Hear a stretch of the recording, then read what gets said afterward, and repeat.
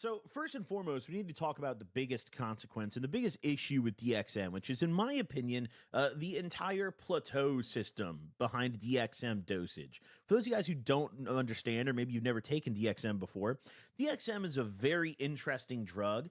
I think the only thing I can compare it to in this sense is ketamine, in the way that it is very dosage dependent, the experience you're going to get. When you take a tab of acid, whether you take one tab of acid, you take three tabs of acid, you're going to have a straight up acid trip. One is going to be way more intense than the other. However, you're tripping on acid, pretty much it's the same high, just different intensity both ways. DXM is not like that. Similar to ketamine in the sense of a small dose is like a little bump that kind of gets you buzzed, and a big dose is a complete K-hole, which is a totally different experience.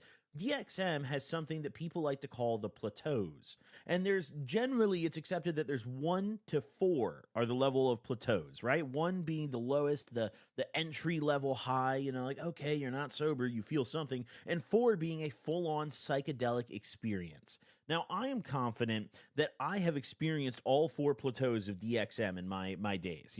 My first time ever taking DXM, I took 15 triple C's, and I passed out on my friend's lawn in a pool of my own vomit, which is a story that I'll save for a different day, I think. I told it years ago. I'll probably tell it again to you guys someday soon. But either way, my first time was a very high dosage. So I went into it with like a skewed understanding of what the proper dose should be. And it took me a while to correct that. I started off just balls to the wall with DXM. And the problem is, it is extremely easy to take too much.